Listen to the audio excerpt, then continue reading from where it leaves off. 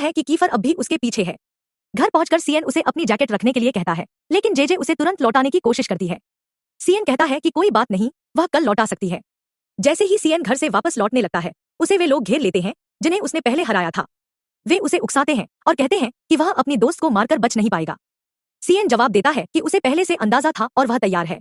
जब वे जेजे के बारे में घटिया बातें करने लगते हैं तो सीएन गुस्से में आकर लड़ने को तैयार हो जाता है। दूसरी ओर जेजे घर पहुंचती है, जहां उसकी आंटी उसे डिनर के लिए बुलाती है। वहां एरिस भी मौजूद होता है, जो पहली बार डिनर पर आया है। वह अपने भाई एंजेलो से डरता है, जबकि एंजेलो जेजे में रुचि रखता है। डिनर के दौरान एंजेलो ऐलान करता है कि एरिस कल से जेजे को स्कूल छोड़ने जाएगा। एरिस चुप रहता है। माहौल थोड़ा भारी हो जाता है, लेकिन जेजे की आंटी खाने का माहौल हल्का करने की कोशिश करती है। जेजे को एरिस के व्यवहार से कुछ अजीब लगता है, इसलिए वह माफी मांग लेती है, यह महसूस करते हुए कि कुछ गलत जरूर है। अगले दिन एरिस जेजे से कहता है कि अब कुछ बदला नहीं जा सकता और उसे कार में बैठने को कहता है ताकि वह एंजेलो को दिखा सके कि उसने जेजे को स्कूल छोड़ा।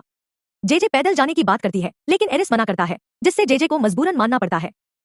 स्कूल में फेलिक्स जेजे की चॉकलेट छीन लेता है, जिससे वह नाराज होती है, लेकिन वह उसे याद दिलाता है कि उसने पहले उसकी मदद की थी।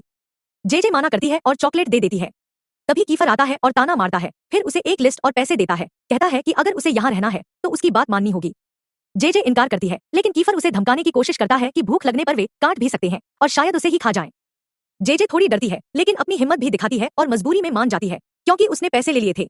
इसके बाद जेजे कैंटीन से बहुत सारा खाना लेकर जाती है और खुद से कहती है, बस आज के लिए। तभी उसका चेंज गिर जाता है और वहीं से कुछ लड़कियां गुजरती हैं, जो कीफर और सीएन की पॉपुलैरिटी की बातें कर रही होती हैं, यह कहते हुए कि सेक्शन ई के बावजूद वे दोनों बहुत फेमस हैं। जेजे जब कैंटीन से खाना लेकर लौटती है तो एरिस और एला उसे रोकते हैं, लेकिन वह बिना रुके खाना क्लास में ले जाती है, जहां सभी स्टूडेंट्स खाने पर टूट पड़ते हैं। बाद में फेलिक्स जेजे को अपने ग्रुप में इनवाइट करता है। वहां यूरी भी होता है, लेकिन जब जेजे उससे बात करने और चॉकलेट देने की कोशिश करती है तो वह कोई प्रतिक्रिया नहीं देता और वहां से चला जाता है। जेजे हैरान होती है और फेलिक्स कहता है कि यूरी उसे भाव नहीं देगा। इस बीच सीएन स्कूल नहीं आता, जिससे जेजे परेशान हो जाती है और फेलिक्स से उसका नंबर मांगती है। क्लास में टीचर सवाल पूछती है, लेकिन किसी को जवाब नहीं आता। जब जेजे की बारी आती है, वह भी जवाब नहीं दे पाती। टीचर उसका सरनेम फर्नांडीज सुनकर चौंकती है और पूछती है कि क्या वह एरिस की कजिन है, जिसे जेजे स्वीकार कर लेती है। इसके बाद सारी क्लास उसे इग्नोर करने लगती है, जिससे जेजे कंफ्यूज हो जाती है। वह सोचती है कि न तो उससे अजीब स्मेल आ रही है, न ही उसके कपड़ों में कुछ गड़बड़ है।